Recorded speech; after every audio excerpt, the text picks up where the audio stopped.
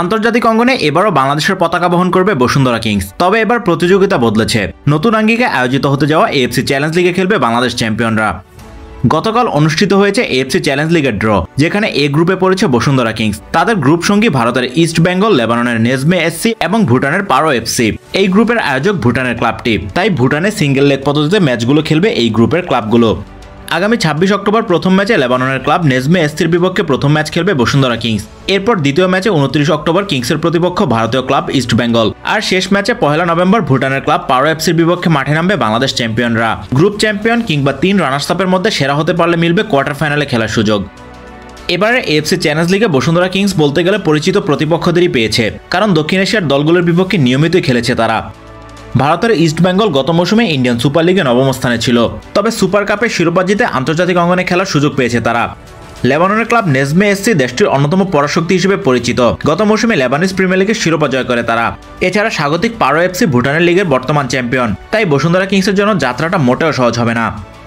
এখন পর্যন্ত আন্তর্জাতিক অঙ্গনে প্রত্যাশা পূরণ হয়নি বসুন্ধরা কিংসের। 4 বার এএফসি কাপে অংশ নিয়ে একবারও গ্রুপ পর্ব পার হতে পারেনি তারা। প্রথম আসর করোনা ভাইরাসের কারণে বাতিল হয়ে 1 ম্যাচের বেশি খেলা হয়নি। এরপর 3 আসরে গ্রুপে রানার্স আপ হয়ে নকআউট পর্বে খেলা হয়নি। তাই এবার এএফসি চ্যালেঞ্জ লিগে ভালো করতে মরিয়া বাংলাদেশ চ্যাম্পিয়নরা। ইতিমধ্যে অস্কার ব্রুজনকে বিদায় করে এএফসি কাপ জয়ী রোমানিয়ান কোচ ভ্যালেরো তিতাকে নিয়োগ দেওয়া হয়েছে। দেশীয় খেলোয়াড়দের মধ্যে বেশিরভাগ পুরনোরাই রয়েছেন। বিদেশিদের মধ্যে দলটির প্রাণভোমরা রবসন রবিনহো এবারও রয়েছেন। বাংলাদেশ প্রিমিয়ার লিগে 76 ম্যাচে করেছেন 55 গোল এবং 44টি অ্যাসিস্ট। আন্তর্জাতিক অঙ্গনেও আলো ছড়িয়েছেন রবসন। এএফসি কাপে 11 ম্যাচ খেলে করেছেন সমান 4টি করে গোল এবং অ্যাসিস্ট।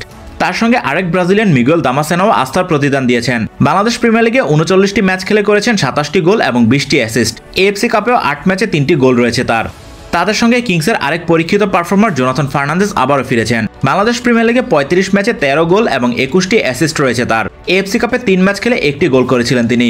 অবশ্য বড় ধরনের ইনজুরিতে পড়ে দীর্ঘ সময় মাঠের বাইরে থাকায় কিছুটা ছন্দহীন ছিলেন ফার্নান্দেজ। তারপরও গত মৌসুমে আবাহনীর হয়ে তার পারফরমেন্সে সন্তুষ্ট হয়ে তাকে আবারও কিংসের ডেরায় ফেরানো হয়েছে। এদিকে এবারের মৌসুম থেকে এএফসিতে বিদেশি কোটা তুলে দেওয়ায় সবার প্রত্যাশা ছিল ভালো মানের বিদেশিদের দলে ভেড়াবে বসুন্ধরা কিংস, কিন্তু দেশের সামগ্রিক পরিস্থিতি সে প্রত্যাশা পূরণ করতে দেয়নি। নতুন মৌসুমে মাত্র 2 জন নতুন বিদেশিকে দলে ভিড়িয়েছে তারা। অর্থাৎ এবারের লিগের প্রথম লেগ পর্যন্ত বসুন্ধরা কিংসে থাকছেন 5 বিদেশি। রক্ষণে বসুন্ধরা কিংসের নতুন অস্ত্র নাইজেরিয়ান ইসাইয়া এজে। 21 বছর বয়সী এই ডিফেন্ডার নাইজেরিয়ার বয়সভিত্তিক দলের সঙ্গে জাতীয় দলে একটি ম্যাচ খেলেছেন। গত বছরের নভেম্বরে কোস্টারিকার বিপক্ষে জাতীয় দলের জার্সিতে অভিষিক্ত হন তিনি। এছাড়া নাইজেরিয়া অনূর্ধ্ব 23 দলের হয়ে 2টি ম্যাচ খেলার অভিজ্ঞতা রয়েছে তার। তার সঙ্গে নাইজেরিয়ান লিগে কাওয়ারা ইউনাইটেডের হয়ে 88টি ম্যাচ খেলে 5টি গোল করেছেন তিনি। মাঝে এক মৌসুম ধারে খেলেছেন সুইডিশ ক্লাব মাজালবি এফসিতে। তরুণী ডিফেন্ডারের উপর এবারের মৌসুমে আস্থা রাখছে বসুন্ধরা কিংস। এদিকে গেল কয়েক মৌসুম ধরেই বড় মঞ্চে প্রত্যাশা পূরণ করতে পারেননি কিংসের স্ট্রাইকাররা। 2021 এএফসি কাপে রাউল বেসারা, পরের বছরের এএফসি কাপে নুহা মারং এবং গত বছর খেলা ডোরিয়েলটন গোমেজ কেউই সেভাবে আলো ছড়াতে পারেননি। তাই এবার এই পজিশনে পরীক্ষিত কাউকে দেখার অপেক্ষায় ছিল সবাই। সে অপেক্ষার অবসান ঘটেছে। গোল করার জন্য কিংসের নতুন সাইনিং জারেদ খাসা। 26 বছর বয়সী এই ফরাসি মূলত একজন উইঙ্গার, কিন্তু তাকে স্ট্রাইকার হিসেবেই খেলানোর পরিকল্পনা করেছে বাংলাদেশ চ্যাম্পিয়নরা। নতুন পজিশনে তিনি কেমন করবেন সেটা বড় প্রশ্ন। অবশ্য জারেদ খাসার বেশ কিছু বড় লিগে খেলার অভিজ্ঞতা রয়েছে, যা এখানে কাজে লাগানোর লক্ষ্য থাকবে তার। ফরাসি লিগ 2 এর মতো লিগের সঙ্গে সুইজারল্যান্ড, ইসরায়েল, সাইপ্রাস ও ইউক্রেনের টপ টায়ারে খেলেছেন তিনি। এখন পর্যন্ত প্রফেশনাল ক্যারিয়ারে 182টি ম্যাচ খেলেছেন তিনি, করেছেন 14 গোল এবং 15টি অ্যাসিস্ট। এবার দেখার পালা নতুন ক্লাবে নতুন দায়িত্বে কতটা সফল হতে পারেন জারেদ খাসা।